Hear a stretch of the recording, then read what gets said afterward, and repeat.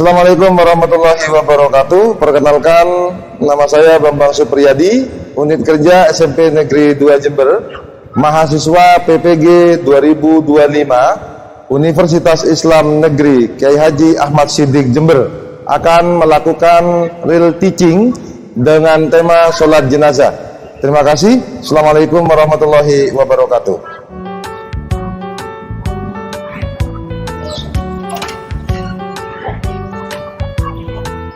Siap, gerak, kencang depan, gerak.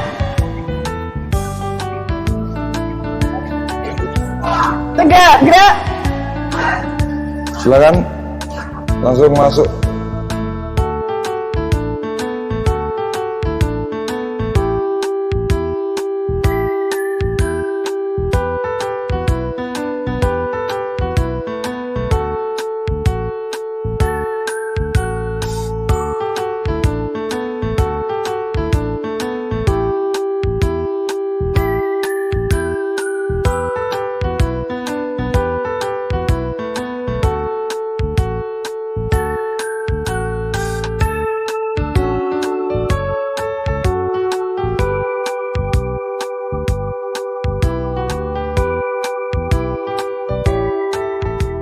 Siap berdiri. Memberi salam. Assalamualaikum warahmatullahi wabarakatuh. Waalaikumsalam warahmatullahi wabarakatuh. Duduk kembali. Sebelum memulai pelajaran pada hari ini, mari kita berdoa sesuai keyakinan masing-masing. Berdoa mulai. Berdoa selesai. Coba perhatikan, sebelum kita mulai pembelajaran, Bambang akan absen terlebih dahulu.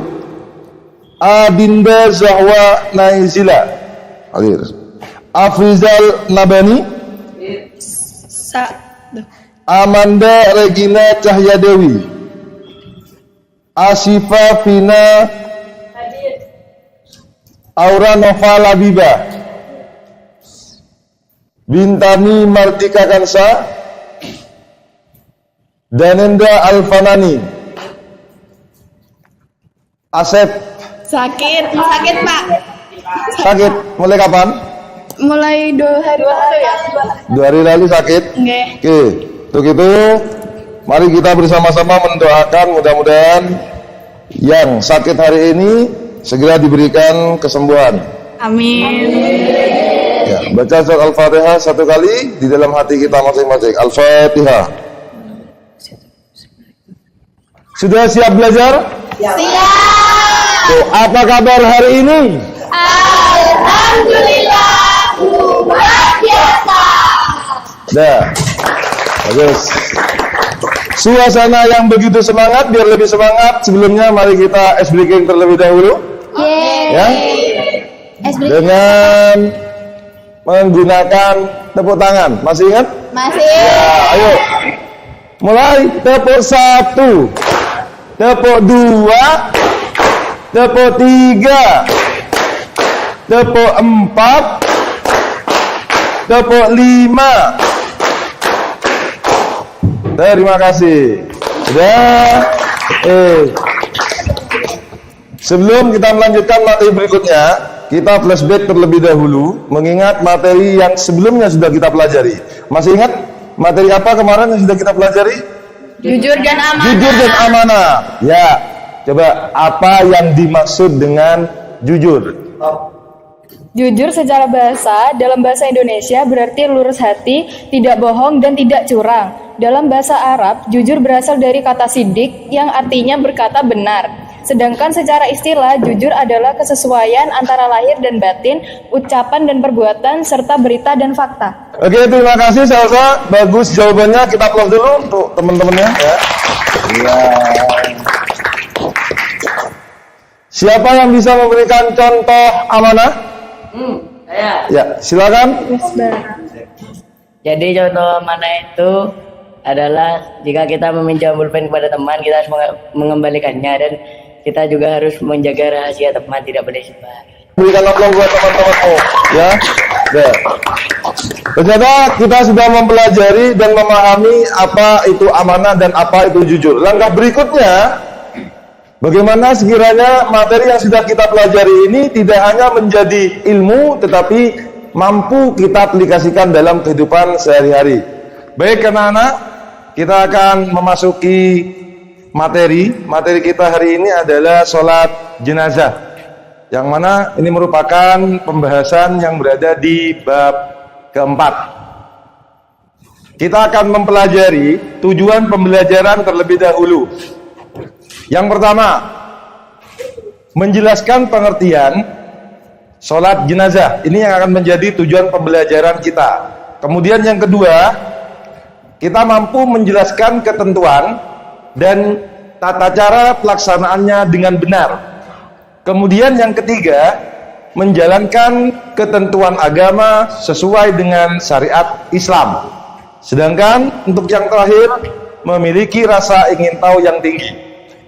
Berikutnya, kita akan mempelajari terlebih dahulu tentang hukum di dalam pelaksanaan sholat jenazah. Kita tahu hukum dari sholat jenazah adalah fardu kifayah. Apa itu fardu kifayah? Fardu kifayah adalah wajib dilakukan oleh sebagian umat muslim. Jika ada yang sudah melaksanakan, maka gugurlah dari kewajiban yang lain. Berikutnya, terkait dengan syarat dan rukun sholat jenazah. Syarat sholat jenazah, yang pertama, jenazah harus muslim. Yang kedua, jenazah harus dimandikan dan dikafani terlebih dahulu. Dan alasannya kenapa? Karena ketika sudah dimandikan dan dikafani, maka jenazah sudah dalam keadaan suci, sehingga sudah bisa dilaksanakan yang namanya sholat jenazah. Kemudian yang ketiga, menghadap kiblat. Itu yang termasuk syarat dari pelaksanaan sholat jenazah. Rukun sholat jenazah, yang pertama, niat. Yang kedua, berdiri bagi mereka yang mampu. Kemudian yang ketiga, membaca surat Al-Fatihah. Yang keempat, membaca sholawat atas Nabi. Yang kelima, membaca doa untuk jenazah. Kemudian yang keenam, diakhiri dengan salam.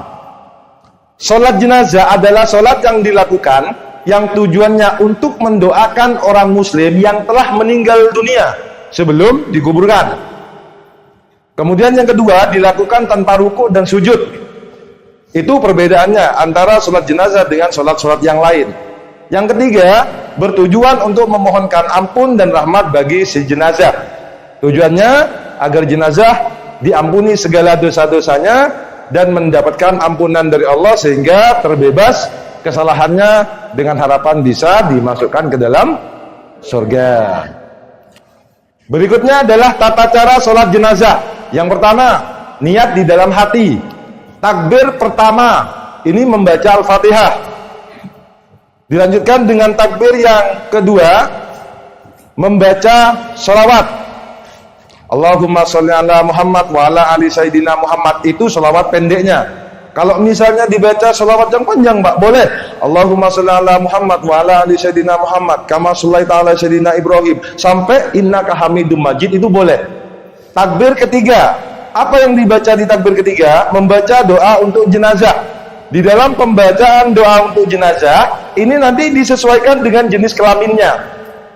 Ini ya, takbir yang keempat, membaca doa umum dan doa penutup di dalam pelaksanaan sholat jenazah yang tujuannya juga memohonkan ampun si mayit atau si jenazah. Kemudian yang terakhir, salam. Niat dan doa untuk sholat jenazah. Perhatikan, ketika kita melaksanakan sholat jenazah, perhatikan niatnya juga ya. Karena niat antara jenazah laki-laki dan jenazah perempuan juga berbeda. Perhatikan, jenazah laki-laki niatnya gimana? Nih, usolli ala hadal mayyiti arba'a takbiratin fardhu kifayatin ma'muman lillahi ta'ala. Di sini menggunakan kalimat arba'a takbiratin, 4 takbir, bukan rokaat. Kenapa kok tidak menggunakan rokaat? Karena di dalam sholat jenazah tidak menggunakan rokaat, tetapi menggunakan takbir, sebanyak 4 kali takbir, makanya arba'at takbiratin. Bedanya di mana? Hadal mayyiti ini untuk laki-laki, untuk perempuan apa? Nanti akan kita bahas. Berikutnya doa. Doa untuk jenazah laki-laki juga berbeda dengan jenazah perempuan. Kalau untuk jenazah laki-laki, Allahumma firlahu warhamhu wa'afihi wa'fu anhu, ditandai dengan kalimat hu di akhir katanya, menunjukkan laki-laki. Berikutnya untuk jenazah perempuan. Niat untuk jenazah perempuan bunyinya agak sedikit berbeda, terletak pada hadihil mayyitati, ini untuk perempuan. Saya akan bacakan untuk niat sholat jenazah bagi perempuan. Usolli ala hadihil mayyitati arba'at takbiratin fardo kifayatin ma'muman lillahi ta'ala. Berikutnya untuk doa jenazah perempuan, bunyinya gimana? Allahumma firlaha warhamha wa'afiha wa'fu anha. Kok beda Pak dengan yang laki-laki? Laki-laki hu, perempuan kok ha. Ha ini menunjukkan kalau jenis perempuan, sedangkan hu menunjukkan jenis laki-laki. Kalau misalnya lebih dari 2, maka disebut dengan jamak, maka menggunakan kalimat hum. Ngerti ya? Itu di dalam penggunaan bahasa Arab. Berikutnya posisi imam dan makmum ketika pelaksanaan sholat jenazah. Jika jenazah laki-laki, maka imam berdiri di dekat kepala jenazah. Seperti apa? Lihat pada gambar. Posisi imam lurus dengan kepala si mayit atau jenazah. Ini kalau jenazahnya laki-laki. Kemudian makmum menyesuaikan di mana imam berdiri. Paham ya sampai sini ya? Lihat nanti perbedaannya. Kemudian bagaimana posisi imam dan makmum ketika yang meninggal adalah perempuan? Maka imam berdiri di tengah jenazah. Gambarnya seperti ini. Jadi kalau yang meninggal perempuan, maka posisi imam berdiri berada di tengah atau lurus dengan perut ya. Begitupun dengan posisi makmumnya juga menyesuaikan di mana imam berdiri. Sampai di sini jelas perbedaannya? Jelas ya? Oke, lanjut. Hikmah sholat jenazah. Nah, ini sesuatu yang dapat kita ambil ketika kita melaksanakan sholat jenazah. Artinya, hal positif yang dapat kita ambil dari sholat jenazah yang kita lakukan. Tentunya ada banyak hikmah yang dapat kita ambil. Yang pertama, mengingatkan kita akan kematian. Hikmah dari pelaksanaan sholat jenazah, kita akan ingat terhadap kematian, bahwa kita juga akan mengalami hal yang sama dengan yang dialami oleh orang lain, utamanya oleh jenazah. Jelas ya? Kenapa? Karena semuanya pasti akan mengalami kematian. Tidak ada satupun yang hidup abadi, semuanya pasti akan tiba pada saatnya. Kemudian hikmah yang nomor 2, akan terbentuk yang namanya solidaritas atau kekeluargaan serta kasih sayang antar sesama muslim. Di sini akan terbangun yang namanya nilai kepedulian antara satu dengan yang lainnya, sehingga ketika sudah terjalin yang namanya kepedulian antara satu dengan yang lain, maka akan terbentuk yang namanya nilai kekeluargaan. Yang ketiga, akan mempererat ukhuwah Islamiyah atau hubungan manusia. Ukhuwah Islamiyah ini adalah hubungan manusia dengan manusia yang lain yang baik, sehingga akan terbentuk suasana yang aman, damai, nyaman, tentram, sehingga timbul nilai-nilai kebahagiaan di antara sesama. Selain itu, juga meringankan beban keluarga jenazah. Ketika kita saling peduli, ketika kita saling bahu-membahu untuk membantu keluarga jenazah, maka secara tidak langsung kita mengurangi beban yang dialami oleh si jenazah. Nah, berikutnya, mendapat pahala yang besar. Tentu kita akan mendapatkan pahala yang besar karena setiap kebaikan yang kita lakukan, Allah menjanjikan kebaikan yang besar pula terhadap orang yang melakukan kebaikan tersebut.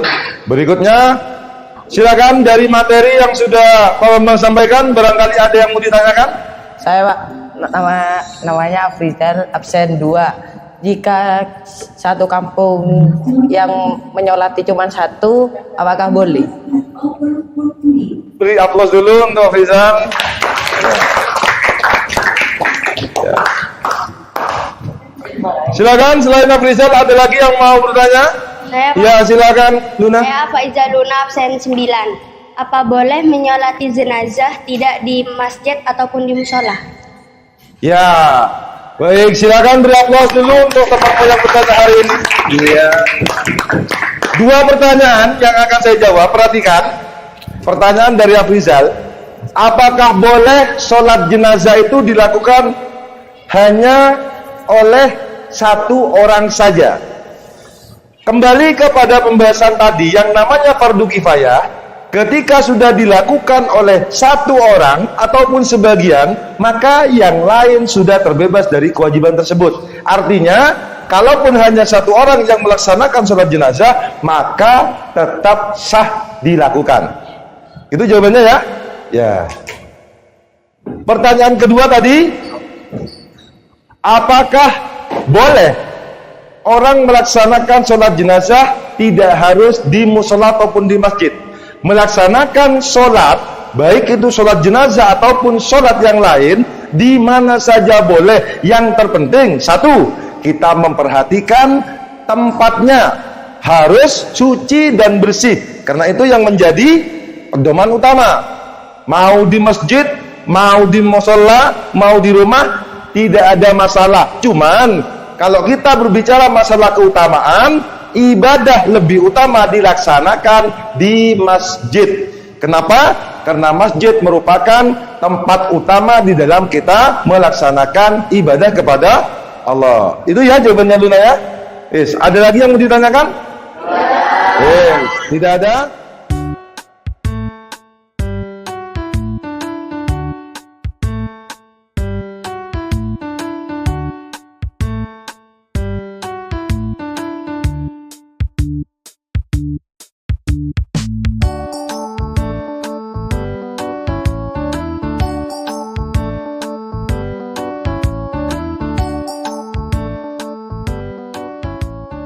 Setelah kita melaksanakan kerja kelompok, silakan setelah ini dari masing-masing kelompok mempresentasikan hasil kerja kelompok yang sudah dikerjakan bersama-sama. Silakan untuk kelompok yang saya tunjuk berikutnya. Kali ini kami akan mempresentasikan tata cara sholat jenazah. Kami dari kelompok 2 akan perkenalan terlebih dahulu. Perkenalkan, saya Madali Binata Dewi, absen 3. Perkenalkan, saya Syifa bin Afriki Zara, absen 4. Perkenalkan, nama saya Faiza Luna Walia Indah, absen 9. Perkenalkan, nama saya Mas Bara Ahmad. Perkenalkan, nama saya Tata cara sholat jenazah yang pertama yaitu Ada niat sholat jenazah. Yang kedua, ada takbir. Takbir pertama yang membaca surat Al-Fatihah. Takbir kedua membaca sholawat. Takbir ketiga membaca doa untuk jenazah, dan takbir keempat membaca doa umum dan doa penutup. apa teman-teman ada yang mau bertanya? Sudah tidak ada yang bertanya? Ya, jadi itulah yang sudah disampaikan terkait dengan tata cara. Sudah benar urutannya, kasih aplaus dulu untuk teman-teman yang pada hari ini. Sekian dari kami. Assalamualaikum warahmatullahi wabarakatuh. Waalaikumsalam. Kesimpulan dari materi yang kita pelajari hari ini adalah bahwa sholat jenazah adalah ibadah penting di dalam Islam. Kenapa dikatakan penting? Karena ini merupakan bagian di dalam syariat agama kita, sehingga harus dilakukan dan kita harus melaksanakannya sesuai dengan ketentuan. Berikutnya, sholat jenazah termasuk fardu kifayah. Masih ingat tadi fardu kifayah? Ya. Lanjut, kesimpulan yang ketiga, sholat jenazah dilakukan tanpa rukuk dan sujud. Ini untuk membedakan antara sholat jenazah dengan sholat yang lainnya.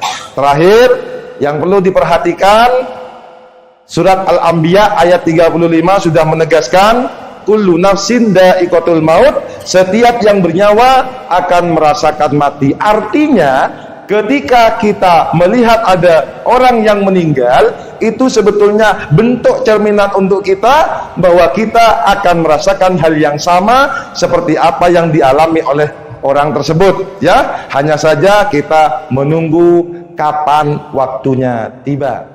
Pesan moral yang dapat kita ambil di dalam materi hari ini adalah satu, bagaimana ketika kita melaksanakan ibadah ini kita lakukan dengan sebaik-baiknya sehingga akan menanamkan yang namanya nilai ketakwaan kita kepada Allah Subhanahu wa taala. Yang kedua, karena kita sudah mempelajari, mengetahui baik secara ilmu ataupun tata caranya, oleh karena itu nanti kalau misal di tetanggamu atau di sekitar rumahnya yang seiman atau seagama yang meninggal, silakan kalian ikut melaksanakan sholat jenazah.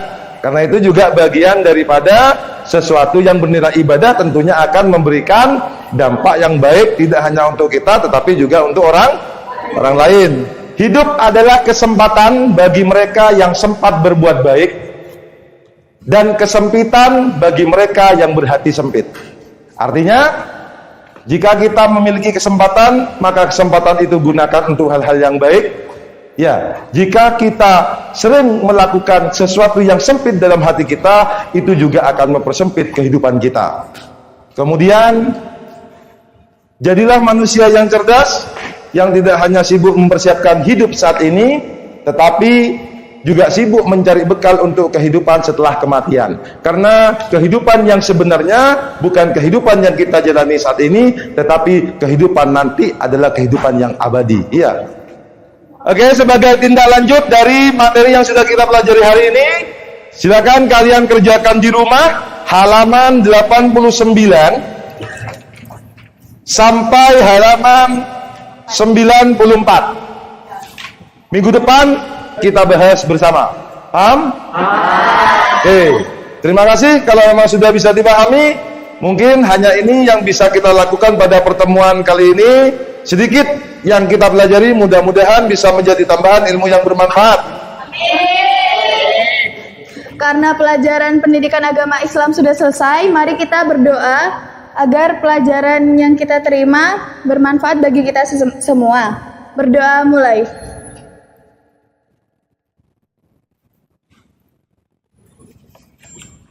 Berdoa selesai. Siap berdiri. Memberi salam. Assalamualaikum warahmatullahi wabarakatuh. Waalaikumsalam warahmatullahi wabarakatuh. Terima kasih Pak.